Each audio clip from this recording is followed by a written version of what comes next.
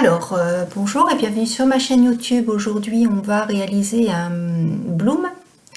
Donc, pour ce faire, pour réaliser un bloom, on met d'abord une peinture de fond, une peinture de fond blanche, réalisée avec d'abord un médium. Alors, pour réaliser mon médium, j'ai utilisé de la colle vinylique blanche.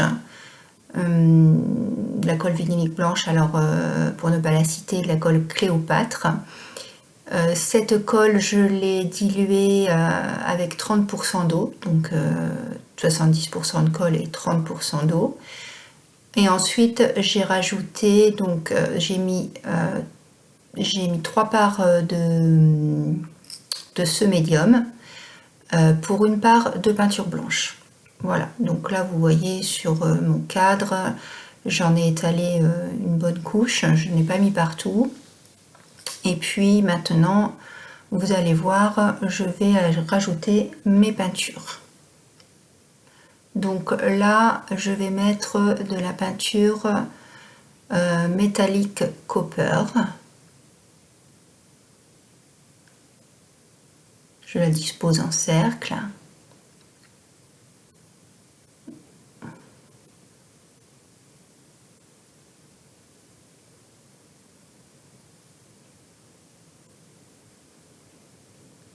Je reste dans les couleurs métalliques et là je vais mettre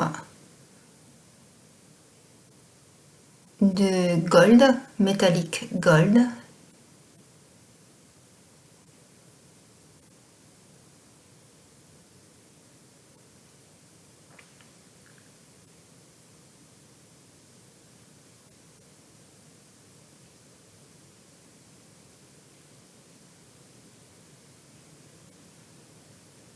Donc ensuite, je vais mettre du noir au centre et entre chaque pétale, si j'ose dire, puisque ça ressemble un petit peu à une fleur, ce que j'ai fait.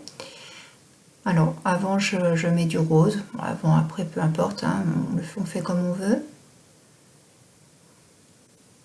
Là, c'est un rose que j'ai fait, c'est un rose maison. Au départ, c'était un rose très pâle, et puis j'ai rajouté un petit peu de violet pour que ça ne soit qu'il se voit, parce que sinon j'avais peur que ce soit trop clair par rapport à mon fond blanc.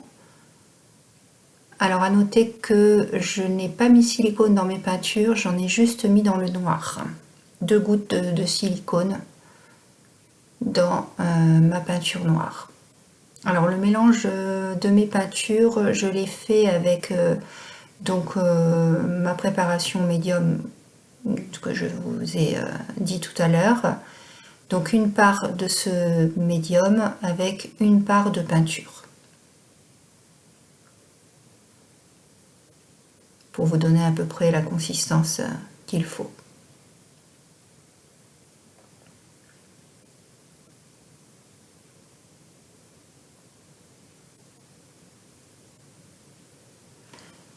Je remets un petit peu de copper.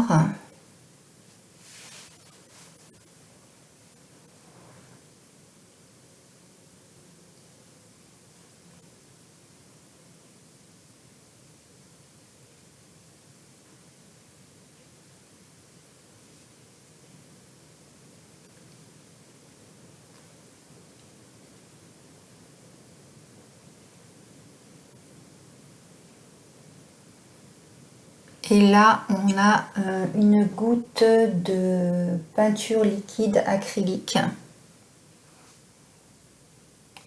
brillante. Vous allez voir, au final, ça va nous apporter de la brillance dans la peinture. C'est de l'encre liquide, encre liquidex. Donc là, je chauffe un peu ma peinture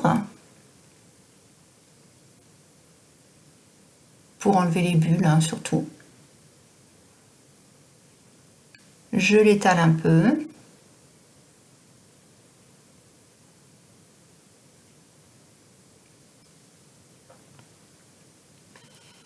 Et puis, avec mon sèche-cheveux, je vais la pousser un petit peu avant de tourner mon plateau.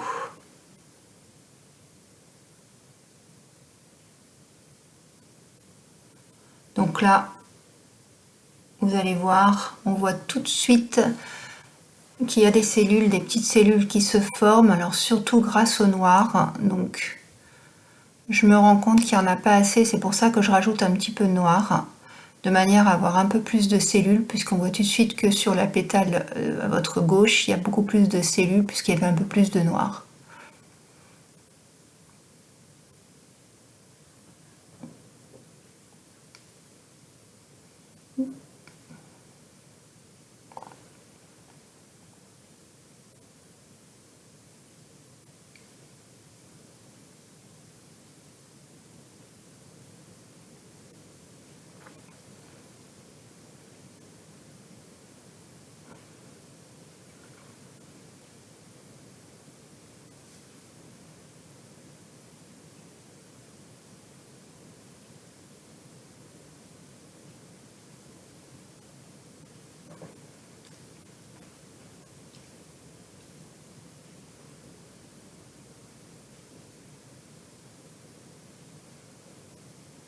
Donc comme je vais tourner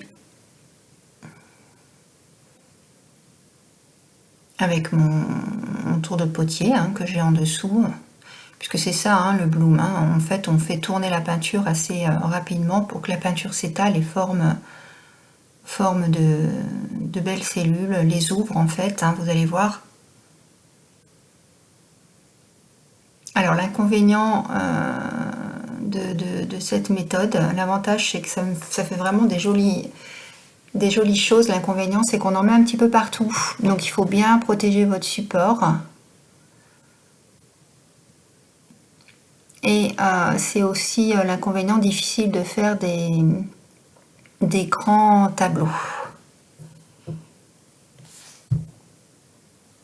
avec cette manière, avec cette technique plus exactement. Voilà, donc quand on tourne, je vous ai passé quelques tours, parce que j'en ai fait plus que ça pour en arriver là. On voit que mes cellules se sont ouvertes et se sont réparties un petit peu sur l'ensemble de ma toile. Simplement le fait de tourner comme ça le support.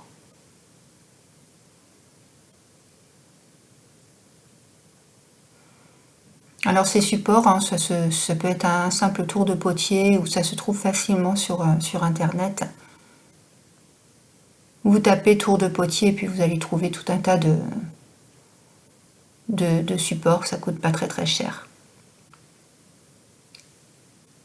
Voilà, donc on voit que mes cellules qui étaient toutes petites au départ se sont ouvertes et voilà, on voit le rose, le noir, le copper, toutes les couleurs qui se sont un peu étalées, qui forment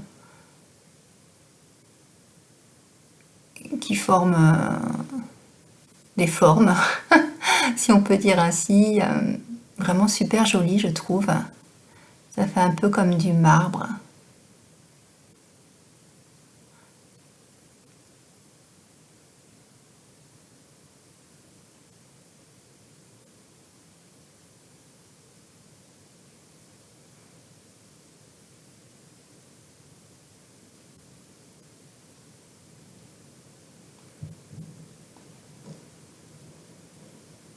Donc bien penser à... Là je penche un peu mon cadre pour que la peinture aille bien dans les coins. Et puis bien penser à finir votre tableau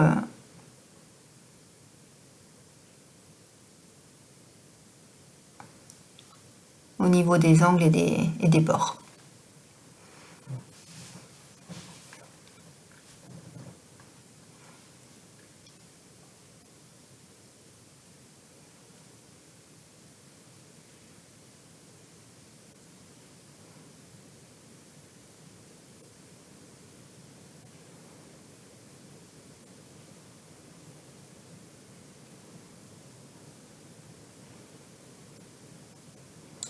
Donc je vais rechauffer encore un tout petit peu pour faire ressortir encore un peu les couleurs et quelques cellules. On voit tout de suite les couleurs qui ressortent. Alors je ne sais pas si vous, ça se voit beaucoup à la caméra, mais moi je le vois vraiment. Quand vous en ferez, vous verrez vraiment, vous verrez que les couleurs ressortent, surtout les couleurs foncées. Là, moi, on voit tout de suite les couleurs noires et copper qui ressortent. Et donc, du coup, les séparations de couleurs sont plus vives et d'un coup, c'est encore plus joli.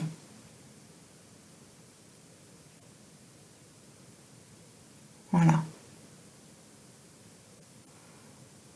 Alors attention à ne pas rester trop longtemps non plus sur un même endroit, hein, surtout parce que sinon vous allez chauffer la peinture et ben, ça va pas être beau non plus. Hein, vous allez enlever toute la brillance. La peinture va se rétracter d'un coup, enfin, c'est pas beau du tout, donc attention à ça. Donc on arrive à la fin. Je vais zoomer voilà, sur quelques effets. Si vous avez apprécié ce tutoriel, n'hésitez pas à vous abonner, à liker, n'hésitez pas à m'envoyer tous vos commentaires, je vous répondrai avec plaisir. À bientôt!